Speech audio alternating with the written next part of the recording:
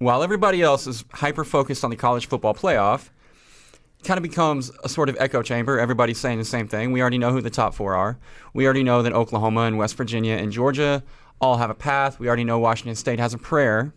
But what we don't know is who the 9 worst teams in college football are. And you guys, you and Gunther last week kind of gave me a hard time because I'm always like, this is one of the top 15 worst teams in the country. Yeah, you always have. You always like allude to your bottom. Your bottom, however many. I like to bet against them because it's usually a pretty safe bet. Okay. So now we can all use that. So let us know. I did the research. These rankings are final. I'm sorry, there will be no adjustments to them until after game Saturday. But number 9, Bowling Green. Their only wins on the year, Eastern Kentucky and Central Michigan, who we will get to in a minute. Okay. With their worst loss is the 2-8 Kent State, who is also in consideration for this list. So number 1 will actually be number 129 or 130. Or 130, number 130, okay. yes. So this is the 9th worst team in the country. Got it.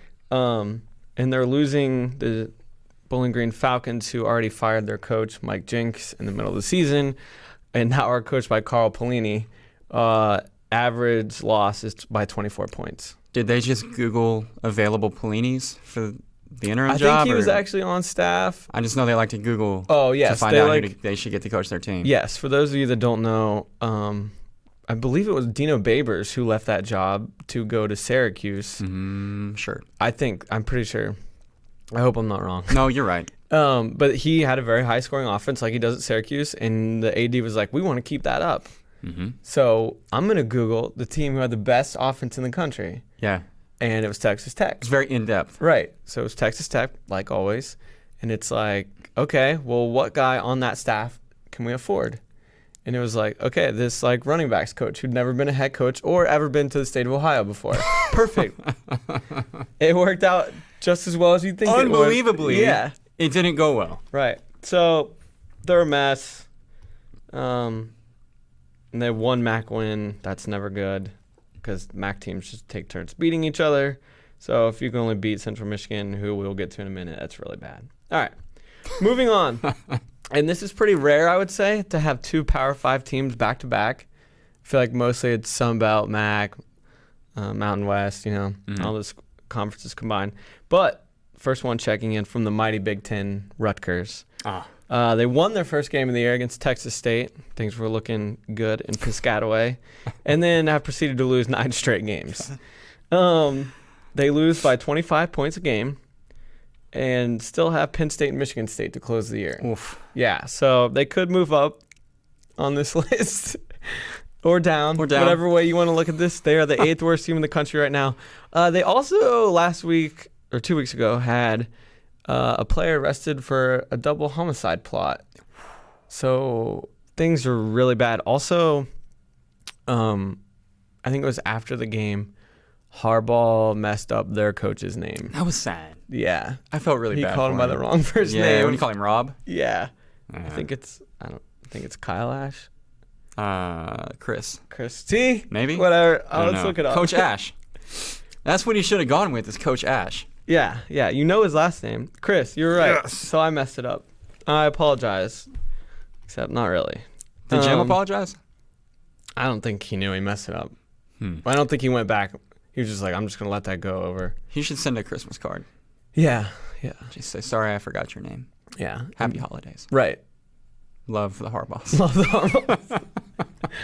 Harbaughs. Number 7, the 7th worst team in the country, and you could argue that they should be lower/higher on this list, is Louisville. Yay, Louisville. God. Talking about Petrino's, Bobby was fired on Sunday. Their only wins this year, Western Kentucky, who we will get to in a second, and Indiana State. 7 straight losses, 0 wins in the ACC, and lose by an average of 30 points. That is the worst in the country. That is worse than anybody on this list. The weird thing about that particular team being on this list is on paper, on talent alone, they're probably a top 75 program. Yeah. They probably 50. They should not be this bad. So I texted Kyle, what was it, 2 weeks ago? Yeah, when they were playing Clemson. Mm-hmm. 1 play in. Yep. Or 2 plays in, sorry. They had already quit. Mm-hmm. By the end of the first possession, for sure, they had already quit. Yeah.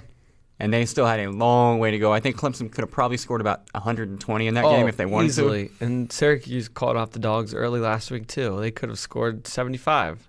So, I mean, it's a rough time for Louisville Most athletics. of the time when a coach gets fired, too, like, I'll use Brett Bielema as an example. Mm-hmm. I think Brett is a good dude. Mm-hmm. In different moments during his tenure at Arkansas, I liked him. I appreciated how much he seemed to care for his players. At the end of the day, he just wasn't getting it done on the field. He wasn't recruiting very well, and he had to go. But when he was fired, and Bielema was fired like walking off the field after they lost to LSU, Vanderbilt, one of those. We were at the game. By the time we got to dinner, like to the restaurant, he'd already been fired. Yeah, I think they like pulled him aside in the locker room and was like, hey, like, you no longer work here. Yeah. So in that situation, and in a lot of situations where a guy gets fired, you feel kind of bad for him because, you know, we're human beings, and that's like, that's rough. I don't think anybody is going to feel very bad for Bobby Petrino. No. He is one of the least likable human beings on the face of the earth. He's kind of shown time and time again he's not a great person. Not so much. Yeah. So, sorry, I guess. Hashtag sorry, not sorry. Yeah, sorry, not sorry. You're right. Number 6, San Jose State.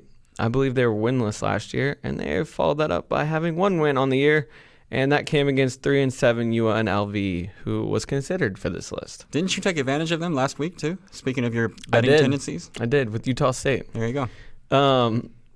They have a loss. They started the season with a loss to FCS UC Davis. Mm-hmm. They also have losses at 3-7 Colorado State and 4-6 Wyoming. Now, they are not losing by as much as some of these other teams are. They've had some competitive games. Actually, most of their losses are within a touchdown. But you're 1-9 and we're 0-12 last year. Sorry, San Jose State. All right, we're moving to the top 5 now. Okay, let's do it. And we go back to the MAC. Maction, baby. Central Michigan. Their only win this year came to Maine, who is FCS. Maine's not having a great year either. No, they came they're in not. with lofty expectations, but it hasn't gone very well. So they also have a loss to 3-7 Ball State, 2-8 Bowling Green, who was number 9 on the list. Mm-hmm. And I kind of said this with Bowling Green. If you don't have a MAC win, that's bad news bears, because the MAC is just kind of like this revolving circle that where you just take turns beating each other. So that's bad year for the Chippewas. Fire up Chips. It's good TV on a Tuesday night, though. Oh, it's great. There's a game tonight. Not sure who it is, but there's one tonight. Number 4, Western Kentucky. We kind of hit on this last week. Man. How the mighty have fallen. How good is Jeff Braun? Right, exactly. One win this year against Ball State, who is 3-7, but they lost to Maine, who Central Michigan beat. God. So that made that one easy, because I think I actually had Central Michigan ahead of Western Kentucky at first, and I was like, wait, nope. He wins the head-to-head. That's right. Sometimes you have to do that. Yeah, maybe the playoff committee should do that. And this is crazy that this is considered a bad loss. Western Kentucky lost 2-8 Louisville. and that game was like 21-17, like something like that. It was really close. They also lost to 4-6 Charlotte and 3-7 Old Dominion. All right. Now, UTEP, for a while, I think everyone considered them the worst team in the country. Mm-hmm. But then they changed all of our opinions. Beat the Owls. When they beat Rice. Yeah. Right. 2 weeks ago. So they're 1-10 on the year, with that one win being 1-9 Rice. They lost to Northern Arizona to start the year. They also have a loss to 3-7 UNLV and 3-7 UTSA. Damn. Yeah. This one, going up to the top 2 now. I originally had UConn number 1 until I really dug into the stats. But UConn's only win is a 56-49 shootout over 5-5 Rhode Island. That is their only win on the year. Wow. Their average margin of defeat is 29, and they've given up at least 49 points in 8 games. Also, the SMU game, was it a week ago? Yeah. 62 points by SMU. I'm pretty sure it was a school record. Jeez, that's not good. That's not good. I mean, if you just, I don't know, they give up points every single way possible. Well, why limit it? Randy Etzel, just stop coaching. And then number 1, the worst team in college football, the Rice Owls, right down the road. Their only win came in week 1 in come from behind fashion over Prairie View A&M, who is 3-6. Juggernaut. Who is 3-6 on the year. They've lost 10 straight games. They lost to 1-9 UTEP, as I mentioned a moment ago, and they also lost to 3-7 UTSA. So there you have it. Those are your worst 9 teams in the country. Maybe in 2 weeks we give an update on this. Man, I can't believe how bad Rice is. I know. When they hired Mike Bloomgren, because it was right down the road, I took the trip down to Houston, met Coach Bloomgren, kind of, hung out for the press conference, tried to get a feel for where the program might be headed. Can Rice turn it around? Bloomgren's a Stanford guy. Yep. He was going to try to implement the, what do they call it, the intellectual brutality from Stanford. And that's fine if you got the guys to do it, but Rice, talk about Louisville being way better on paper. Rice on paper probably is literally the worst team in the country. And if they weren't already when he got there, they had a bunch of guys transfer like as soon as he walked in the door, which are guys that are like Power 5 programs were scooping up as graduate transfers as well. So yeah, one of them, Calvin Anderson, has started for Texas all year on the offensive line. Yeah, absolutely. So and he's going to get drafted. Yeah, and he could have been an owl. Right. He was already there. He just stayed for one more year. He's like, no, I'm gone. This is awful. But if he would have stayed at Rice, he couldn't have found himself right in the big middle of the greatest college football soap opera of all time. Oh, my gosh. Great transition.